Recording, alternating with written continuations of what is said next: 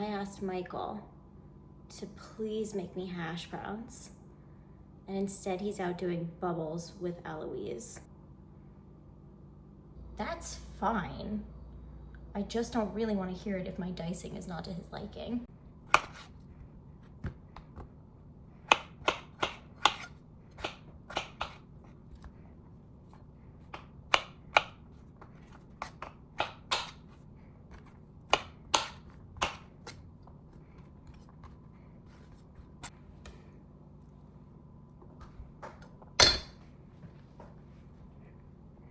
You know, I think the reason a lot of the foods on this list are breakfast foods is because unequivocally everything served in a hospital is disgusting. I love breakfast the most and could make a case for it being pretty delicious whenever it passed me on by. And I don't know if it was just the smell of those faux syrup little packets or those cardboard cutout pancakes they would always serve on a low fiber diet. Pretty much everyone I roomed with over the course of my 3 months was on a low fiber diet on that little GI floor of ours. I found myself craving breakfast a lot of the time. And again, I'm just a big breakfast gal in my normal life. One of the things Michael is really good at, the crisping just about anything breakfasty. Using the grass, but so I gotta go. Okay, bye. Okay, no help at all whatsoever. That's fine. If you've been following me on any platform that's not this one, or I guess this one too, you may have gotten the sense that I'm not exactly thrilled with how these videos are coming together and have been very existential about what it all means. I've produced 5 videos and they're not this like cohesive, exciting, and or productive thread. That's all to say, listen, I think it's very funny to start these videos by explaining that I'm not in a good mood each time. I also think my life has come to like a very angry standstill, and that's not really who I want to be. At least not while I'm having this much diarrhea. Like that should be enough, you know? Like you either have to decide to be a person with a lot of diarrhea or a person at an angry standstill, and again, make the conscientious choice that never the two shall meet, because if not, I can confirm you find yourself to be a person with a lot of diarrhea at an angry standstill. And I read back everything I'm putting out into the world, and I watch back everything I'm putting out into the world, and sure, yeah, it's funny enough. But is it so funny or so impactful that I should continue to lean into this anger? Like, abso-fucking-lutely not. Abso-fucking-lutely not. So I need to take a beat, decide in this weird nebulous period of my life. I'm so much better than I was, but still not anywhere really near who what? I still feel like I'm living this period of my life that doesn't actually exist. I was me, and that was going pretty well. And then my intestines exploded. And ever since then, nothing is real. Not living in a hospital, not losing my job, not being away from my family at formative times in my daughter's tiny life, like, doesn't feel real. And I continue to be very like blasé about it, and also so mad. And the amount of mad as of this week feels like it's no longer serving me. I want to make the choice to begin to live I think my mom's been hacked.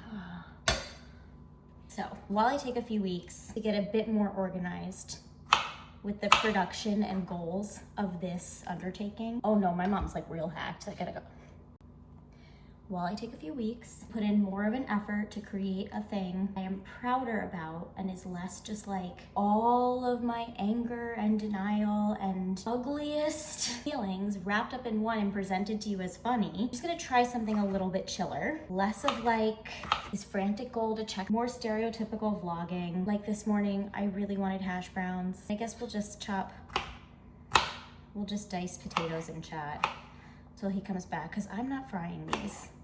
Just because I said I wanted to eat them doesn't mean I said I wanted to make them. Oh. Hi! We're gonna go right back out. Well, I don't know about that. Yeah. Right back out! Michael, these are done in a second. What do you want me to do? Awesome, I'll take over. All right. Hey, I bud. wanna go out. Mom, I wanna go out now. I wanna go out now. I wanna Okay, go Eloise. Okay, so we're making some hash browns, which I used to make with Mama when you weren't alive. We have plenty of time. The key to making it crispy. Oh, okay. The key to making a crispy potato. Getting some butter nice and hot in the pan. Getting the potatoes all toasty and browned, and then letting them cook slow. Maple sausage. Oh, do you want to have some maple sausage? Yeah. Oh, yeah, it's gonna be real good. And how about some crispy potatoes? How about No. No? No. You don't want crispy potatoes? Are yummy? They're so yummy. Salty. What color? Brown. Is that okay? Black? Not black, hopefully, unless I burn them, but brown. Crispy brown. Get some maple sausage going, cooked in a little butter.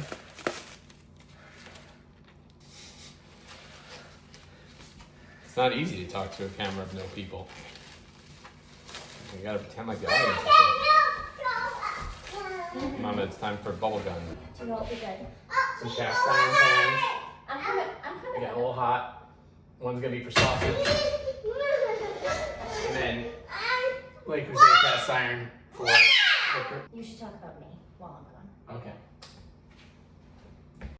So as I was saying, Tess and I used to make these crispy, slow hash browns. Sometimes shredded, sometimes cubed. Today we're doing cubed because I didn't have the time for shredded. We didn't have a baby, and we had all the time in the world on Sunday mornings. What we're gonna do is we're gonna take some local maple sausage. We're gonna get it crispy in a cast iron pan. Every part of the sausage really has to touch the pan. You can't overcrowd it. You want it to get crispy and browned. You don't want to get steamed gray meat. I'll bring the camera to the sausage so you can get a oh, careful. Get crispy in the cast iron pan. That's gonna go slow. Medium heat in the other cast iron pan. Starting to bubble up. That means it's about ready for the potatoes. The diced potatoes that Tess was making. And we're gonna get them in the pan. A little bit too many here, so what we'll do, I'm gonna roast the rest. I don't wanna overcrowd the pan. I'm gonna get the oven on, so I don't wanna waste these. 400, get these on a sheet pan, but those will be for later, leftovers. So I don't season the potatoes until closer to the end, so I don't want them to release water and steam. What's really crazy about Tess is that she has this really, really high pain tolerance that I even have the remote smallest minor injury or ailment, I'm like suffering and debilitated. And then when I realize she has a major ailment and barely complains, it's quite striking about what she puts up with probably on a daily basis that I would complain about on a daily basis that she thinks is normal for her. We see that a lot in medicine, that patients who have a high resilience and pain threshold, they tend to underreport what they're actually experiencing, and it makes it a little bit hard to treat because you think they're fine and they're not fine. Tess is an example of that to me. Kind of just breaking up the meat as we talk. When we got married, the vows said sickness and health, and I had wrote that I had already, my vows are better than hers, with her pulmonary hypertension diagnosis, said that, well, we've been through the sickness part, hopefully the rest will be in health. This is now 8 years ago this past week. Been together for 16 years. So we've been through a lot, surgeries. This past year has been harder than all of them combined. Really, there was the fear of that we didn't know what was going on, and we didn't know if she'd ever be okay, that if she would ever get off TPN, if she would ever eat again. And what's really hard is when the number one thing you enjoy doing together is eating, and then you no longer eat. Traumatizing because she's watching everybody else eat and she can't eat even or drink even water. It changes your relationship about what you prioritize on and what you focus on. It was quite challenging for us, I think, navigating everything this last year. Hopefully things have started to return to normal a bit, and this breakfast is kind of a sign of that for me. Cooking up something we really enjoy eating. Now we're starting to get everything going. These potatoes take a while. I think that you can't rush them. switching gears between serious stuff and non-serious stuff. She's really someone who's still, I think, even when the show is raw and real and she tells you what she's really feeling, she's actually really still hiding some stuff because it's so severe. And I do think, seeing the most severe cases, I can honestly say without bias that what she goes through on a daily basis just to appear normal is unbelievable. And then to try and be a good mother, try and be successful at work, to try and be successful at this show, is like nothing short of a Herculean effort. And I really don't get to tell her that much because we're busy parenting a child and dealing with the stresses of our life. But talking to the camera, it's actually a nice way to let her know when she watches the editing and filming of this that what she deals with is an amazing wife and mother despite all that. All right, sausage is starting to look awesome. We have little crispy sausage bits. Let's take a look.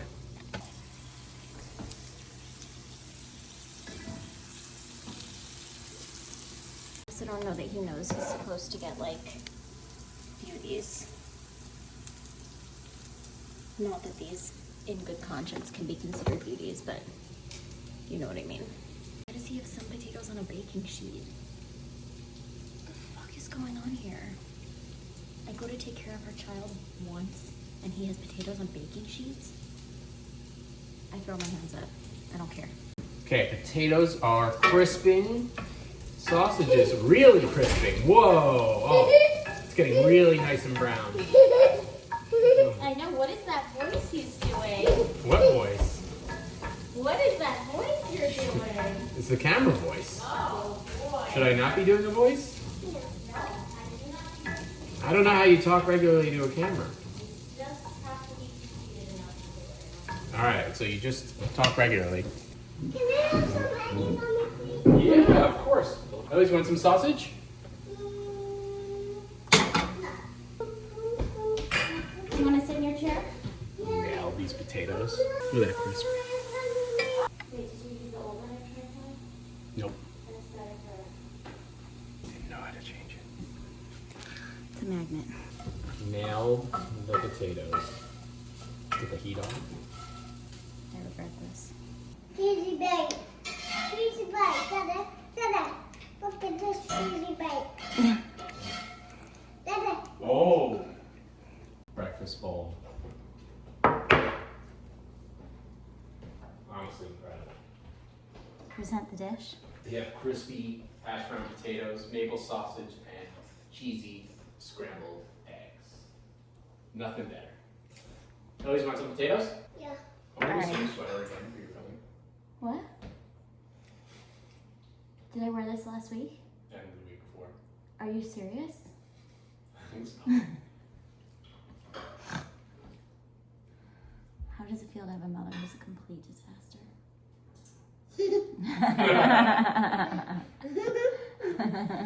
Well,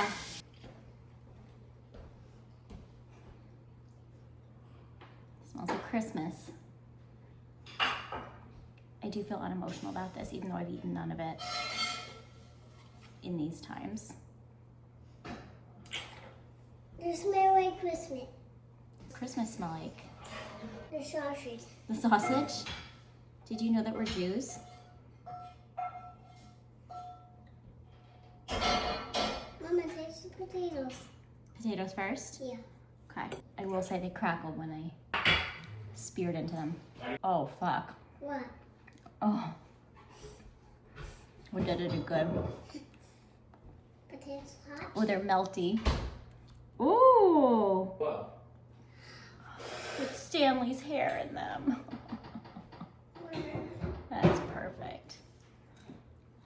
Mmm. Tastes half like butter, half like potatoes. There. Put the potatoes down. Oh, they do need to be positively drowned in ketchup, but Put the... mm. Oh, you haven't made these in so long. All right, sausage. Family dinner. Yeah. Family dinner. Mm-hmm. Hey, Mom. Hi, baby. Yeah. Eat. Sausage is fine. This is salt fat content that I do need right now. And finally, eggs. Okay, ready? All in one go, because this is the trifecta, really. Let me feed you some eggies. It's a gorgeous golden brown bite. Who are you talking to? I don't know. Same 40 people with IBS as last week. Together. Like mama? Yeah. We do oftentimes in this house have things called monotone dinners. I like that we're having a yellow brunch. So we have a brown dinner. Let me know, I'll make you another bite. I just caught some anise in the back. There we go. They are simultaneously perfect hangover tomatoes. Tomatoes? What? No. What's a hangover tomato? You're right. They're simultaneously perfect hangover potatoes without actually needing to be hungover. No tears this week. Figured after the raspberry weeping incident of 2025, we needed a break from that. Only instructional cooking on how to make brunch. From nobody who actually knows how to do it. I would like. So you should quit your job. You want ketchup? Yeah. You know that this needs ketchup. I can't check it off the list till I eat it with ketchup.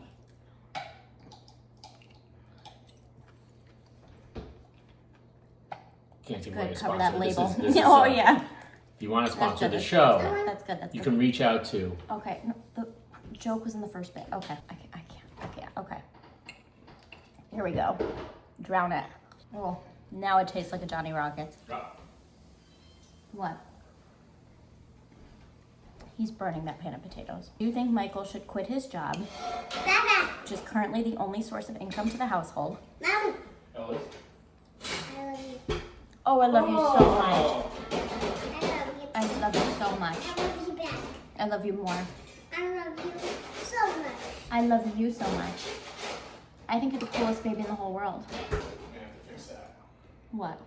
Alright, those potatoes on the pan. The pan. And open a breakfast restaurant. Anything else you have to tell your adoring masses before we sign off? Mom, wake back. Oh, sorry. How do you want it? And hope that we have anything salvageable in here. Say that I'm a great cook, and that's something the masses may not know about. I want to wrap breakfast. This show is clearly about that. You have no idea what I can do in the edit. Actually, that's not true. I'm terrible at the edit. What is this? Okay, well, Don't bite. thank you for making me breakfast. Anytime, honey.